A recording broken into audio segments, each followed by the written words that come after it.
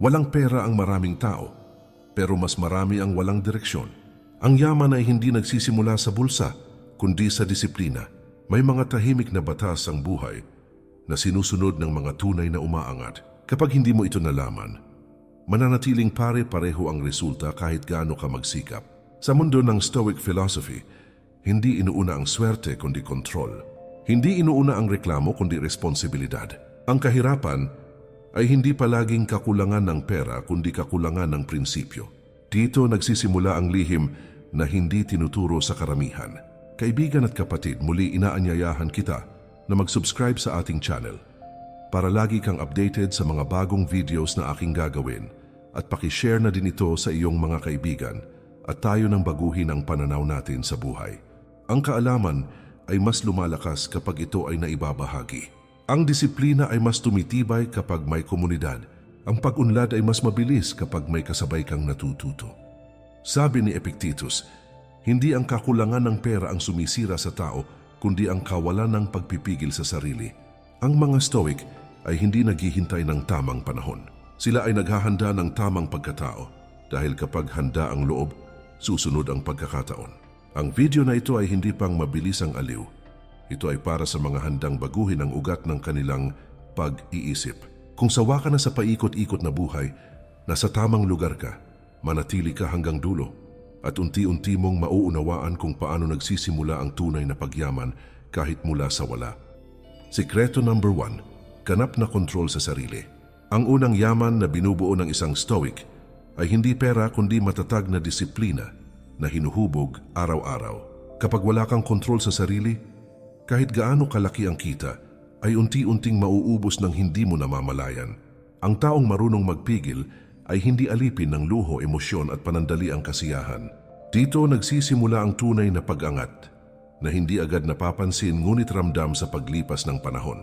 Ang disiplina ang pundasyon ng lahat ng uri ng yaman na tumatagal at nagbibigay ng kapayapaan. Ang kakulangan sa pera ay madalas pansamantala ngunit ang kakulangan sa kontrol ay nagiging paulit-ulit na problema. Maraming tao ang naghihintay ng tamang pagkakataon ngunit hindi nila inihahanda ang kanilang pagkatao. Ang Stoic ay hindi umaasa sa biglaang swerte o mabilisang pagbabago.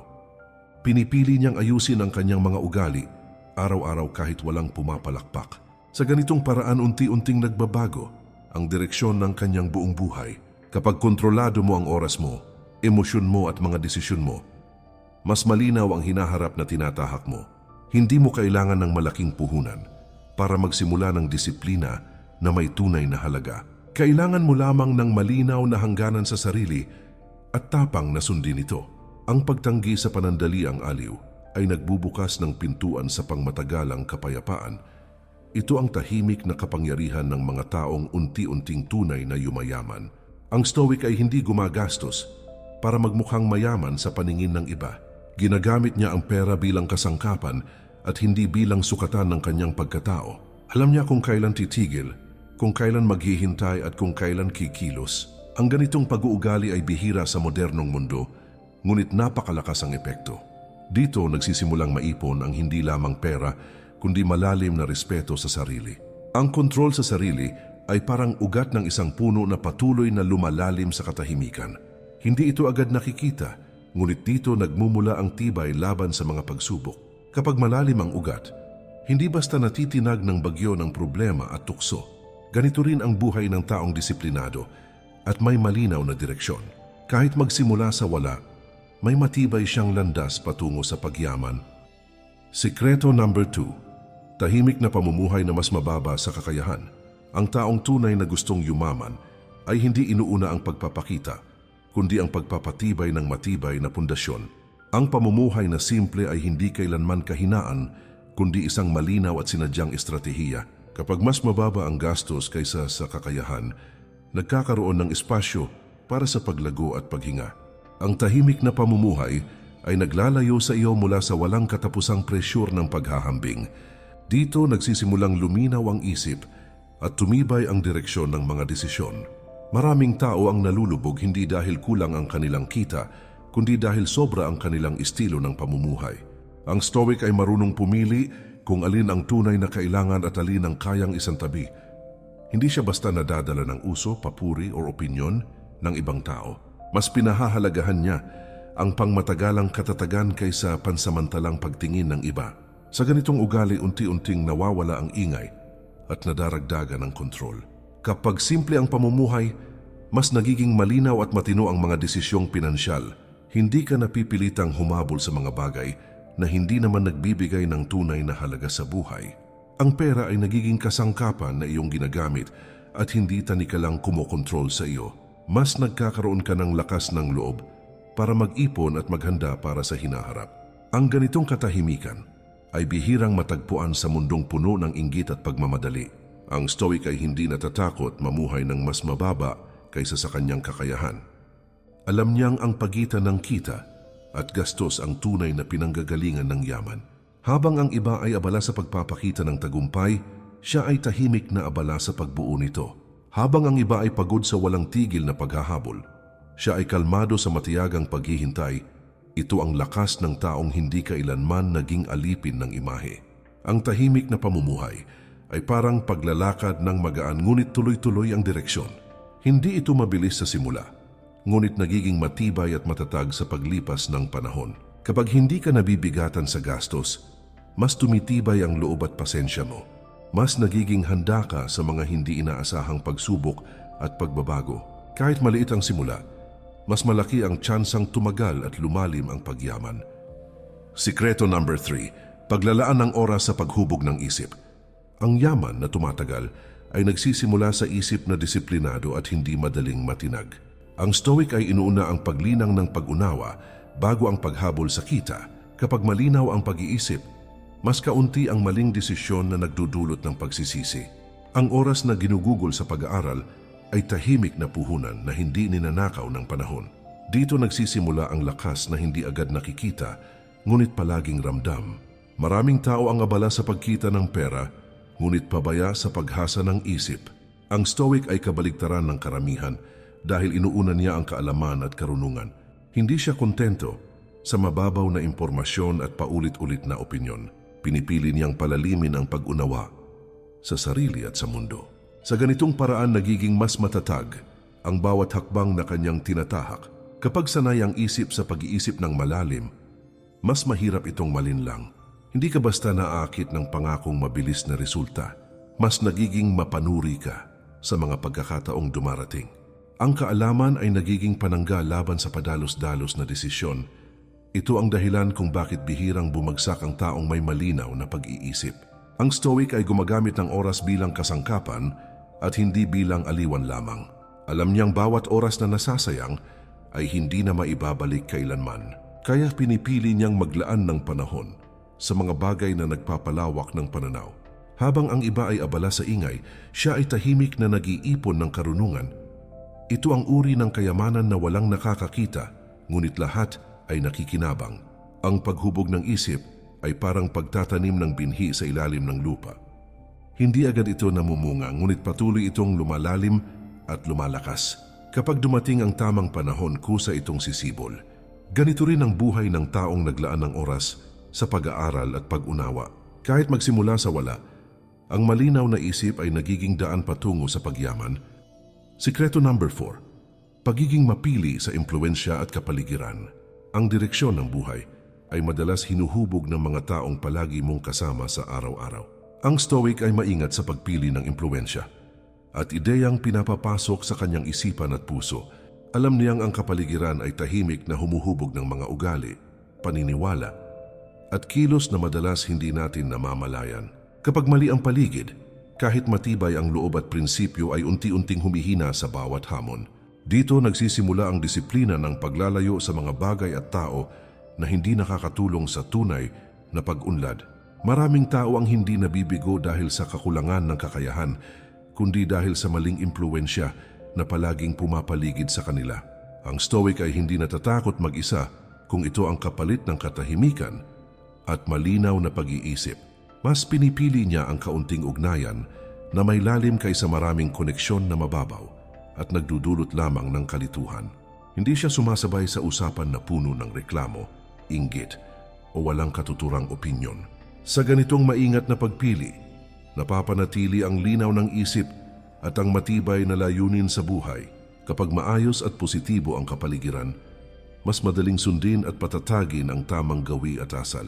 Hindi ka napipilitang ipaliwanag o ipagtanggol ang mga desisyong may prinsipyo at integridad.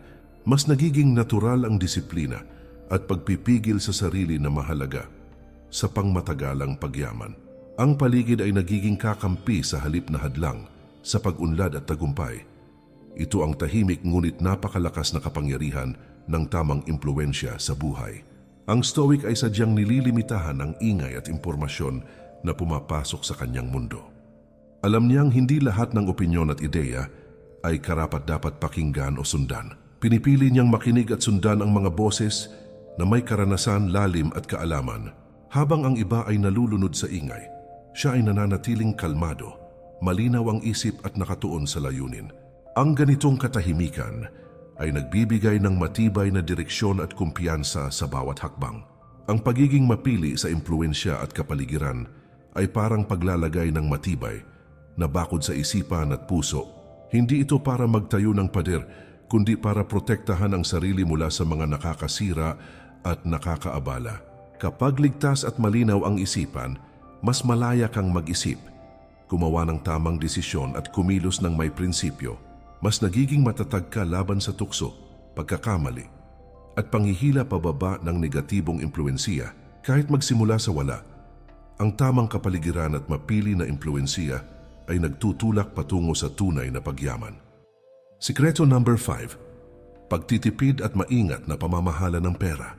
Ang Stoic ay hindi basta gumagastos ayon sa kagustuhan kundi ayon sa pangangailangan at layunin. Ang bawat sentimong hindi nasasayang ay tahimik na bumubuo ng pundasyon para sa kinabukasan. Kapag hindi mo natutunan ang maingat na pamamahala ng pera, kahit gaano kalaki ang kita, ay madaling mawala. Ang pagtitipid ay hindi sakripisyo, kundi kasanayang humuhubog ng katatagan at disiplina. Dito nagsisimula ang kapangyarihang magdesisyon nang hindi alipin ng sitwasyon o tukso. Maraming tao ang nalulunod sa gastusin dahil sa panandaliang aliw at pagkagusto sa luho. Ang Stoic ay marunong huminto bago lumampas ang kakayahan. Hindi siya nagpapadala sa uso o sa presyur ng lipunan.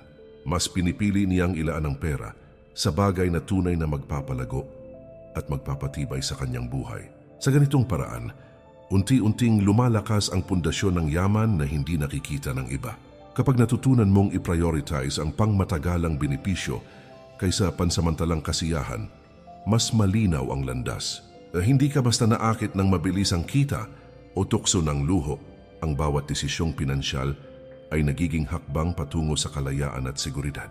Mas nagkakaroon ka ng kontrol sa buhay mo kaysa sa kontrolin ng sitwasyon at luho. Ito ang tahimik na kapangyarihan ng maingat na pamamahala ng yaman. Ang Stoic ay gumagamit ng pera bilang kasangkapan at hindi bilang sukatan ng tagumpay o pagkatao. Alam niyang ang yaman ay hindi lamang nakabase sa dami kundi sa paraan ng paggamit. Habang ang iba ay abala sa pagpapakita at paghahabol, siya ay abala sa pagtitipid at maingat na pagpaplano. Ang disiplina sa pera ay nagiging pundasyon ng mas malalim na kalayaan at kapanatagan. Ito ang uri ng yaman na hindi madaling mawala at tumitibay sa paglipas ng panahon. Ang pagtitipid at maingat na pamamahala ng pera ay parang pagtatanim ng matibay na punla sa mabuting lupa. Hindi ito agad nakikita, ngunit unti-unting lumalago at nagiging matibay na puno.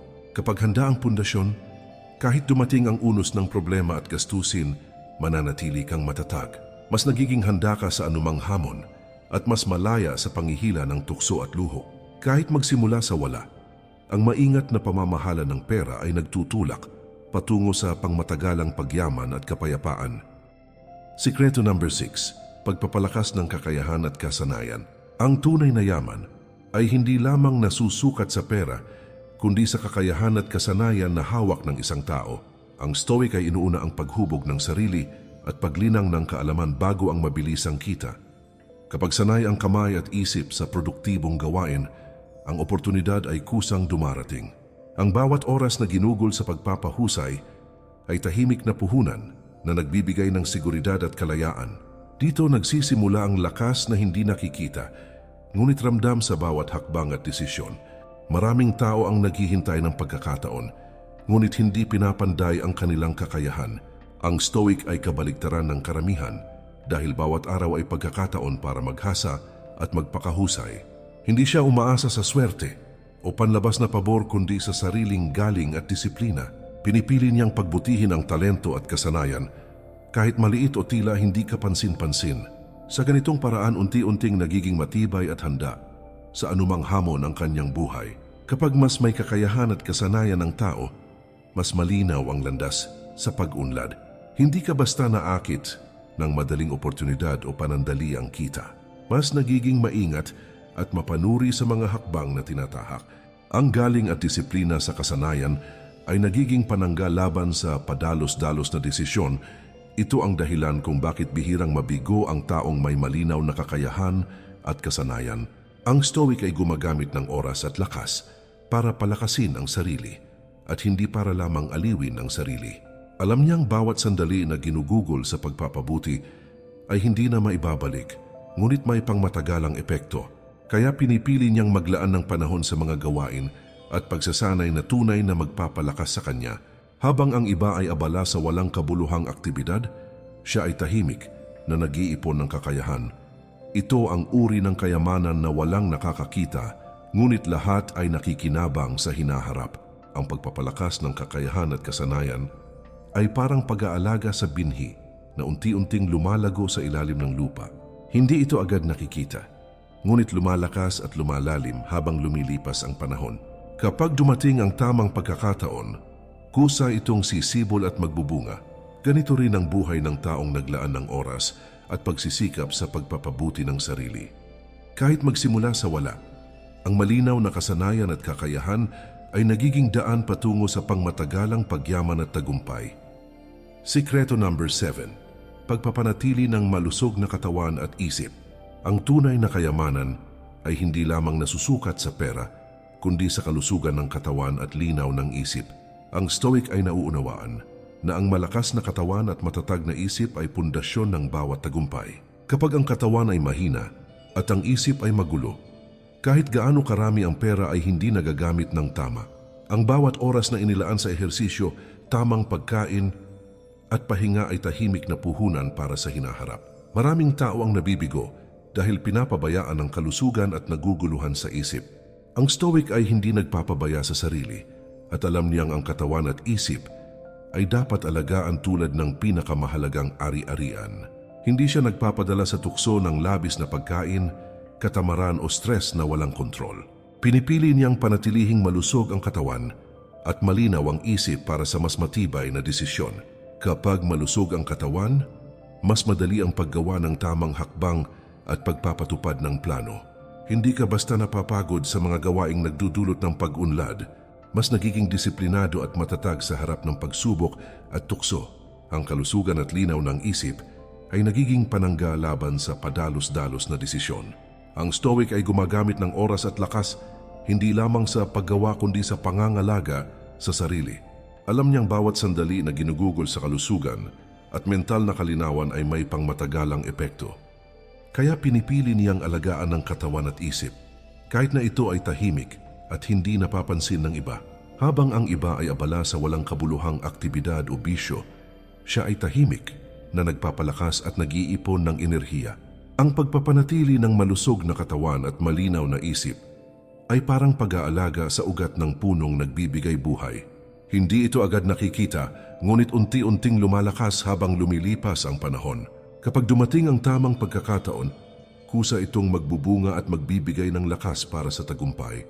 Kahit magsimula sa wala, ang malusog na katawan at malinaw na isip ay nagiging daan patungo sa pangmatagalang pagyaman at tagumpay. Sikreto number 8. Pagpapahalaga sa oras at tamang prioridad. Ang oras ay isa sa pinakamahalagang yaman na hindi na maibabalik kapag nasayang at hindi pinahalagahan. Ang Stoic ay nauunawaan na bawat sandali ay pagkakataon na magbago, magpatibay at hubugin ang sarili sa tahimik na paraan.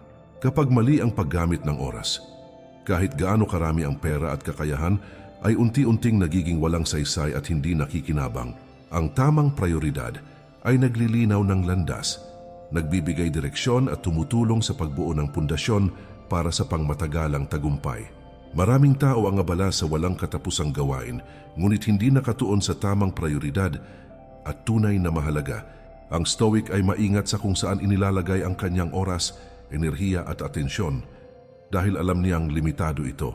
Hindi siya nagpapadala sa distraksyon, padalos-dalos na aktibidad o tukso na pansamantala lamang at walang pangmatagalang kabuluhan. Pinipili niyang ituunang pansin sa mga bagay na magpapalago sa kanya, magpapatibay sa kanyang karakter at maghahatid sa tunay na yaman. Kapag malinaw ang prioridad, mas nagiging maayos ang bawat desisyon at mas epektibo ang bawat aksyon na ginagawa. Hindi ka basta nadadala ng kagustuhan ng iba, panandali ang tukso o agos ng madla. Mas nagiging produktibo at makabuluhan ang bawat oras na inilaan mo. Kaya mas mabilis at matatag ang pag-usad sa buhay. Ito ang tahimik ngunit napakalakas na kapangyarihan ng maingat na pamamahala ng oras at malinaw na prioridad sa buhay. Ang Stoic ay hindi inaalipin ng dami ng gawain, abala o ingay sa paligid, kundi ginagabayan ng malinaw na layunin at prioridad sa bawat hakbang. Alam niyang bawat oras, bawat kilos at bawat desisyon ay dapat may kabuluhan at nagdadala sa kanya patungo sa tunay na pagyaman at katahimikan. Habang ang iba ay nalulunod sa ingay, kaguluhan at walang katapusang aktibidad, siya ay tahimik na nakatuon sa mga hakbang na magbubunga ng pangmatagalang tagumpay. Kahit magsimula sa wala, ang tamang paggamit ng oras at malinaw na prioridad ay nagtutulak sa kanya patungo sa matibay na yaman, kalayaan at kapayapaan ng isip. Sikreto number 9. Pag-iwas sa utang at pamumuhay ng ayon sa kakayahan. Ang tunay na yaman ay hindi nasusukat sa dami ng pera, kundi sa kakayahang mamuhay nang may kontrol at hindi alipin ng utang o kagustuhan ng iba. Ang Stoic ay nauunawaan na ang utang ay tahimik na tanikala na humihila pababa sa kalayaan, kapayapaan ng isip at malinaw na desisyon. Kapag ang gastos ay lampas sa kakayahan, kahit gaano karami ang kita, ay unti-unting nauubos sa interes, bayarin at pangangailangan na hindi mo pinili. Ang pamumuhay ayon sa kakayahan ay nagdudulot ng kalayaan, katahimikan at pundasyon para sa pangmatagalang pagyaman at kapayapaan. Maraming tao ang nalulunod sa utang dahil sa panandaliang aliw, labis na luho at kawalan ng disiplina sa paggastos. Ang Stoic ay hindi natatakot mamuhay ng simple, tahimik at maayos kung ito ay magbibigay ng kalayaan at matibay na pundasyon sa buhay. Pinipili niyang iwasan ang pagkakautang at mamuhay sa abot ng kanyang kakayahan. Kahit pa mabagal ang pag-usad at tahimik ang pagyaman, sa ganitong paraan unti-unting nagiging matatag, kontrolado at handa sa anumang pagsubok ang kanyang buhay at yaman. Kapag natutunan mong mamuhay ayon sa kakayahan, mas malinaw ang landas, mas kontrolado ang bawat hakbang, at mas ligtas ang kinabukasan. Hindi ka basta naaakit ng mabilisang luho, tukso o presyur ng lipunan na magdudulot lamang ng pabigat sa buhay. Ang bawat desisyon sa paggastos ay nagiging hakbang patungo sa kalayaan, kapanatagan ng loob at matibay na pundasyon ng yaman. Ito ang tahimik, ngunit napakalakas na kapangyarihan ng disiplina at pamumuhay ng may kontrol sa sariling pera at gastusin. Ang Stoic ay ginagamit ang kanyang kakayahan sa pera bilang kasangkapan at hindi bilang sukatan ng tagumpay, respeto o status. Alam niyang ang yaman ay hindi nasusukat sa dami, kundi sa paraan ng paggamit at kakayahang mamuhay ng malaya at may dignidad. Habang ang iba ay abala sa pagpapakita, paghahabol sa utang at labis na gastusin, siya ay tahimik na nag-iipon, nagpapalakas at nagbubuo ng matibay na pundasyon. Ito ang uri ng kayamanang hindi agad nakikita, ngunit ramdam sa bawat hakbang at magbubunga sa hinaharap. Ang pamumuhay ayon sa kakayahan at pag-iwas sa utang ay parang pagtatanim ng matibay na punla sa maayos at matabang lupa. Hindi ito agad namumunga, ngunit unti-unting lumalago at lumalakas sa paglipas ng panahon. Kapag dumating ang tamang panahon at pagkakataon, kusa itong sisibol at magbubunga ng kalayaan at tagumpay. Kahit magsimula sa wala, ang pamumuhay ng ayon sa kakayahan at disiplina sa pera ay nagiging daan patungo sa pangmatagalang pagyaman at kapayapaan ng isip. Sikreto number 10. Pagkakaroon ng malinaw na layunin at matibay na pananaw sa buhay. Ang tunay na yaman ay hindi lamang nasusukat sa pera kundi sa malinaw na direksyon at layunin ng bawat hakbang. Ang Stoic ay nauunawaan na ang taong walang layunin ay madaling maligaw at maging alipin ng kapaligiran at pangyayari. Kapag malinaw ang layunin, bawat desisyon, aksyon at sakripisyo ay nagkakaroon ng saysay at direksyon. Ang matibay na pananaw sa buhay ay nagbibigay ng kalinawan, kapanatagan at pundasyon para sa pangmatagalang pagyaman. Maraming tao ang abala sa paghahabol ng pansamantalang aliw at pera, ngunit walang malinaw na dahilan kung bakit.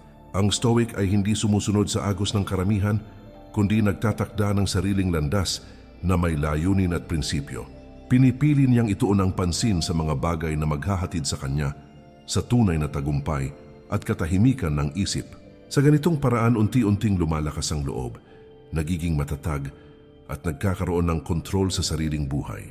Kapag malinaw ang layunin, mas nagiging disiplinado at mapanuri ang bawat hakbang na tinatahak. Hindi ka basta nadadala ng tukso, uso o panandali ang kasiyahan. Mas nagiging malinaw ang pangmatagalang landas at mas madali ang pagtukoy ng tamang desisyon.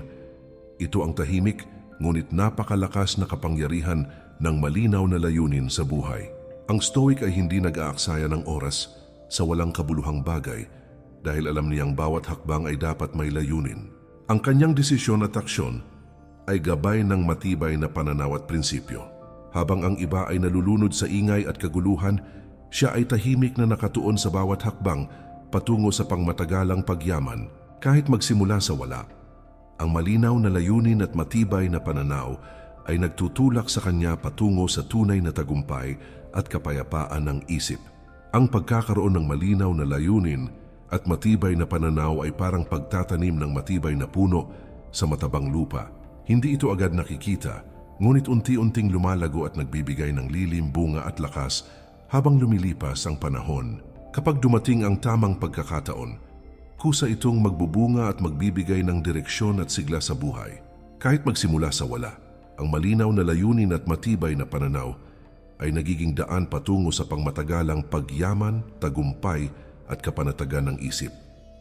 Ang pagyaman ay hindi lamang tungkol sa pera, kundi sa disiplina, pananaw at pamumuhay na may layunin. Ang bawat hakbang na ginawa mo kahit maliit ay pundasyon ng iyong kinabukasan at kalayaan. Ang Stoic ay nauunawaan na ang tunay na kayamanan ay nasa kakayahang mamuhay ng may kontrol, malinaw na layunin at katahimikan ng isip. Hindi sapat na magsimula, kailangan ding magpatuloy ng may disiplina at tiyaga sa bawat araw.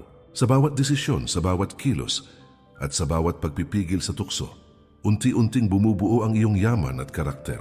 Ang buhay ay parang ilog, patuloy ang agos at hindi mo ito mapipigilan.